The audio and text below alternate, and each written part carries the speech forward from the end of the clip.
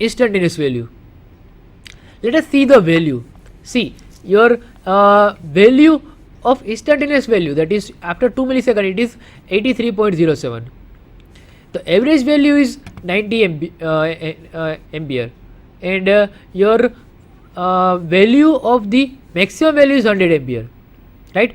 So you can see that the basic definitions, from the basic definition point of view, you can also vary your answer. For example, if you are getting 105 ampere current at 0.02 instant, you can be see that your answer is wrong.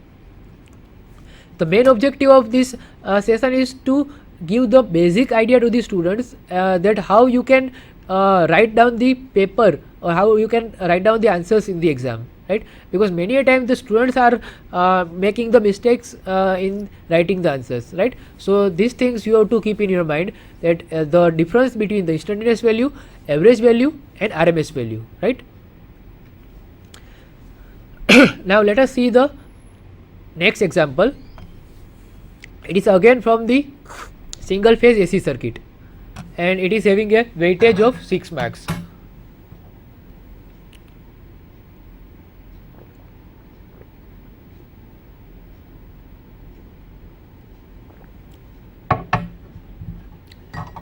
See, here you are given a waveform. In the waveform you have to find out how much is the instantaneous power by knowing the two component. That is, you are given the two component, and with the help of two component you have to find out how much will be the instantaneous power. So instantaneous power, you can say that it is a P suffix t, or P of t is equal to P1 of t plus P2 of t. Plot of both the components are shown in the figure. You have to calculate what is the magnitude of the total real power and the magnitude of the total reactive power, and you have to write down the unit also. So before knowing the magnitude, you should be knowing how you can calculate the magnitude, and what is the unit of the real power and the active power. See, all of we are using the real power at our domestic purpose, that is measured in the watt, and reactive power is measured in the kVAR, right? So now let us see the waveform. These are the waveform given in the paper or in the exam paper. First waveform is drawn with the power versus time, and the time duration is 10 millisecond. Same way the other power signal is also drawn. So what is the basic difference between these two waveform? When you look at this waveform, you can see that the first is starting from the 0 point, while and going to the positive half cycle, while the second waveform is starting with the 0 position, but it is going in the negative direction, right? So what will be the power, total power that you are getting at the output terminal? This waveform you can also capture in the CRO and can also cross check the answer, right? That what is the active power or what is the reactive power, right? Although it is not to the scale, the waveform are not to the scale, that is, this is not actually representing 200 VA and this is not actually representing 100 VA, but total of this is representing as a 200 VA, right? Now let us see the solution. We can see that the time period of both P1 and P2 are 10 millisecond. What is the 10 millisecond? It is 0.1 second, right? Therefore the frequency, what will be the frequency? Frequency is inverse of the time. So what is the inverse of 0.1? It is 1 upon 0.01. So it will be 100 Hertz, right? Now omega is equal to 2 pi f, right? So you can say that, see, please consider this as a pi. It is not represented as a symbol, and it is omega is represented by W, but it is you have to consider omega is equal to 2 pi f. So you are getting omega is equal to 628 radian per second. Now from the waveform you can see that the average value of P1 of t is equal to 100, and it is swings from 0 to 200. Let us see the waveform again. So we have to say, let me show you the waveform again. Your values are swings from 0 to 200. At this instant your power is 0. At this instant it may be 25, it may be at this instant it may be 100, at this instant it is 200 VA. So we can say that P1 of t is equal to 100 plus 100 sin omega t. In the same way, P of 2t is equal to minus 100 cos omega t. Why it is written minus 100? Because it is starting from the 0 position but it is going in the negative direction. So P1 of t has exact sine wave shape, so it is a purely resistive load, while P2 of t has lagging behind by 90 degree. So it can indicate that in the circuit there may be a inductive load in the nature. Let us see the diagram again. See, you can see that here, as it is a resistive load, it is having a waveform like this. But here in the inductive case, as you know that the inductive load is lag behind the 90 degree, right? So real power is nothing but the average value of P1 plus average value of P2. So how to calculate average value of P1 and P2 now? See, average value of P1 is already given, it is 100, but average value of P2 will be 0. So the total power is 100 watt. Now if you want to calculate the reactive power, how you can calculate reactive power? Reactive power is nothing but it is a magnitude of the apparent power going to the inductor, right? So how much is the magnitude of this apparent power? It is 100 VAR. If you observe the waveform again, you can see that it is a 100 VAR is mentioned, and VAR is nothing but volt ampere reactive. R indicate that it is a reactive power. So you should be very much clear between the real power and the reactive power, right? So you can obtain the value from graph 2 or graph of second signal of the power. Now the next question is, you have to derive again one thing, that is you have to prove that the average power consumed in the pure inductive circuit or pure capacitive circuit is 0. So let me take one simple circuit which is having only a inductor, and I am connecting a inductor with a AC voltage. Or you can also assume that I am connecting one coil or one wires bunch with the AC plug, because in all our home there is a AC voltage source available, right? So we have to connect this coil with the AC voltage. So you can see that this coil will not consume any power. So why this coil is not consume any power? Or same way, if you are connecting any capacitive circuit, so in the case of capacitive circuit also, the capacitor will not consume any power. So you can say that the average power of consumed by the inductor is 0, and the average power that is to be consumed by the capacitor is also 0. So with the mathematical formula we will derive the relation, and we will also see how we can find out the instantaneous power, and from the instantaneous power we can find out average power, and with the help of average power we will see why the average power of purely inductive circuit and purely capacitive circuit is 0, right? Now let us see the derivations.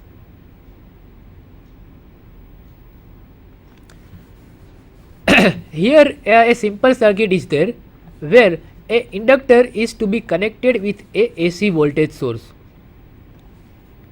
All of we know that the AC voltage source can be represented V is equal to Vm sin omega t, and here you can see that current lag voltage by 90 degree, so it is represented by 90 degree. Now if you want to calculate the instantaneous power at particular instant, then you can see that P is equal to V into I. Now what is V? V is equal to Vm sin omega t. What is I? I is equal to, see, I is lag by voltage 90 degree. So what will be the equation? It will be sin omega t minus pi by 2. Now in the school level you might have studied that sin omega t minus 90, sin minus 90, so it is cos, it is minus cos. So sin omega t minus pi by 2 is equal to minus cos omega t. So putting this value in your equation, you will get P is equal to minus Vm Im sin omega t cos omega t. Now again the basic trigonometry principle if you apply, then sin omega t cos omega t, that is sin theta into cos theta, is equal to 1 by 2 sin 2 theta. So here on behalf of theta, here it is omega t. So what you can write? You can write 1 by 2 sin 2 omega t, and Vm and Im are put up as it is, right? So therefore you will get P is equal to, if you want to calculate the power in a purely inductive circuit, then it is minus 1/2 Vm Im sin 2 omega t. So as we know that the average value of the sine function over a complete cycle is 0. So the total power consumed by the purely inductive circuit is to be 0. So we can say P is equal to 0. Now observe the phasor diagram and of the inductive circuit. See, here in the phasor diagram what you can see, one waveform is voltage, one waveform is current. Now as current lag by voltage 90 degree, so what will be the average power? Average power will be 0, because the value of sine function over a complete cycle is getting 0. That's why we can say that the power in a purely inductive circuit is always 0. Right? Now we will see what will be happen in the case of purely capacitive circuit. What is there in the purely capacitive circuit?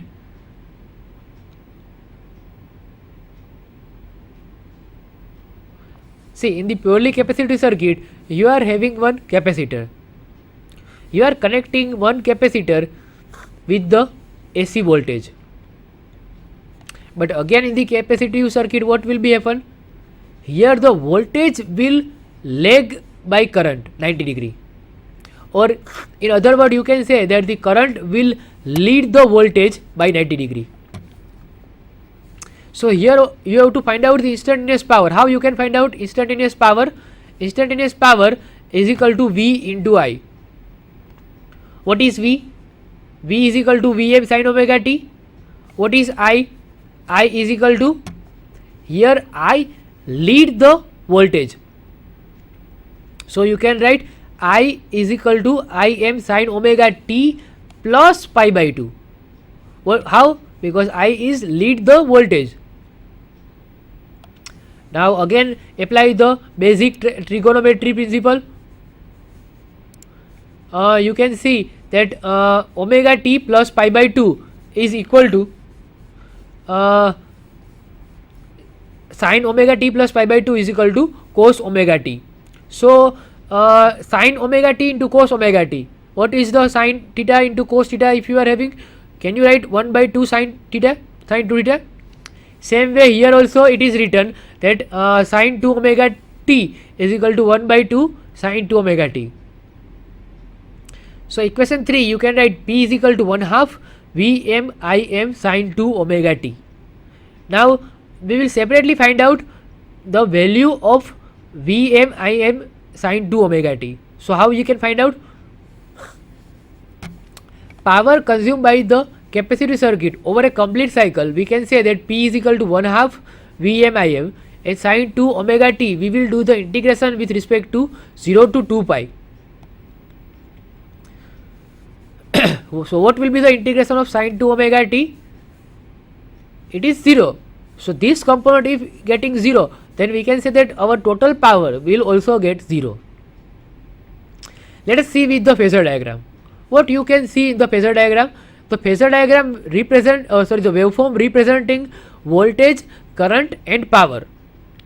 So you can see that the power curve is only in the one cycle only, in which case you can say that the power is to be consumed if the power is to be there in all the half cycle or all the cycles, right? But here this and this are at 180 degree, so this will cancel each other, so total power consumed by the capacitive circuit is also 0. Now let us see one question that is again asked from the single phase AC circuit.